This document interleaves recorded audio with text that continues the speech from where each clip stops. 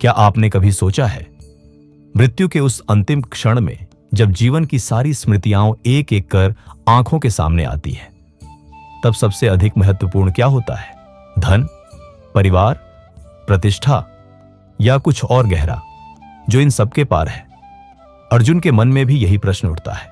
वह श्री कृष्ण से पूछता है, हे प्रभु, मृत्यु के समय जो व्यक्ति आपका स्मरण करता है, क्या वही आपको प्राप्त करता है? और तब आरंभ होता है गीता का 8वां अध्याय, अक्षर ब्रह्म योग, जहां भगवान श्री कृष्ण मृत्यु और आत्मा के शाश्वत रहस्य को उजागर करते हैं। श्री कृष्ण कहते हैं, अर्जुन, जो मनुष्य अंत समय में केवल मेरा स्मरण करता है, वह निश्चित रूप से मुझे ही प्राप्त करता है, क्योंकि मैं ही वह परम तत्व हूं जो न कभी जन्म लेता है न कभी मरता है। यहां श्री कृष्ण हमें जीवन का एक गहरा सत्य बताते हैं, जिसे हम मृत्यु कहते हैं। वह केवल शरीर का परिवर्तन है।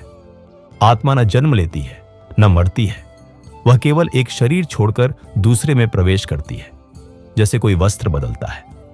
लेकिन यह सुनकर अर्जुन और गहराई से पूछता है, प्रभु, अगर आत्मा अमर है तो क्या जीवन और मृत्यु दोनों ही माया है? तब श्री कृष्ण मुस्कुराते हुए कहते हैं, अर्जुन, जीवन माया नहीं, अवसर है, और मृत्यु अंत नहीं, एक द्वार है जिसके पार शांति, प्रकाश और परम सत्य है।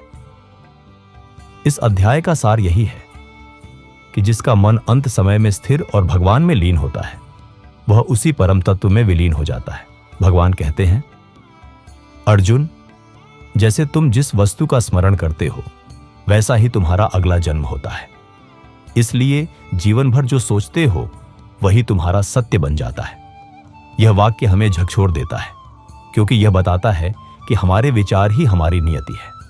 यदि मन में भय, लालच या क्रोध है, तो वही हमारी दिशा बन जाते हैं, और यदि मन में प्रेम, भक्ति और शांति है, तो वही हमारा मार्ग बनती है। श्री कृष्ण आगे कहते हैं, जो व्यक्ति ब्रह्म का स्मरण करता है, जिसका मन कभी विचलित नहीं होता, वह मुझ में लीन हो जाता है और फिर कभी इस जन्म मृत्यु के चक्र में नहीं लौटता।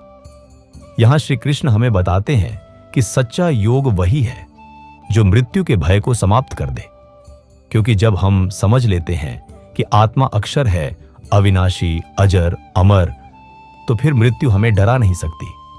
यह अध्याय हमें सिखाता है कि भक्ति केवल पूजा का विषय नहीं, बल्कि स्मरण का अभ्यास है, क्योंकि जिस मन को हम बार बार भगवान की ओर मोड़ते हैं, वह अंत में उसी में स्थिर हो जाता है।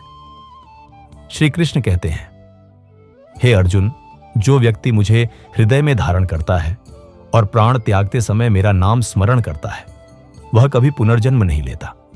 वह मेरे परम धाम को प्राप्त करता है, जहां से कोई लौट कर नहीं आता।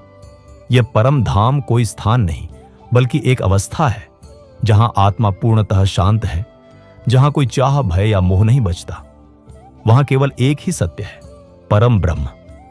इस अध्याय से हमें 3 गहरी सीखें मिलती हैं।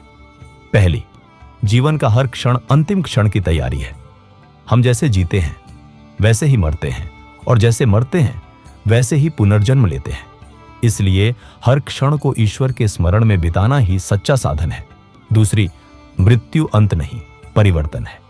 आत्मा केवल एक यात्रा पर है जो निरंतर चलती रहती है, एक रूप से दूसरे रूप की ओर, जब तक वह परम तत्व से एक न हो जाए। तीसरी, स्मरण ही मोक्ष का मार्ग है। भगवान का नाम, भक्ति और ध्यान, यही सबसे महान अभ्यास है। जो जीवन भर इसे अपनाता है, उसके लिए मृत्यु केवल एक नया आरंभ बन जाती है। अर्जुन इस ज्ञान से गहराई से प्रभावित होता है।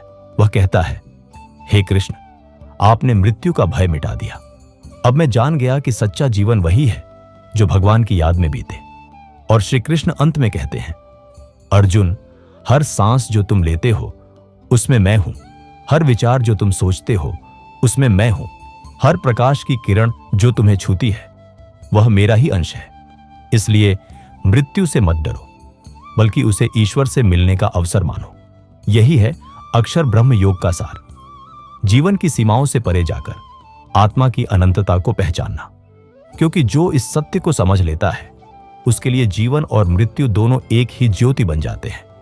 तो जब अगली बार दीपक जलाओ, तो यह याद रखना, वह केवल मिट्टी का नहीं, बल्कि आत्मा का प्रतीक है, जो तब तक चमकता है जब तक उसमें भक्ति का तेल और विश्वास की बाती जलती रहती है।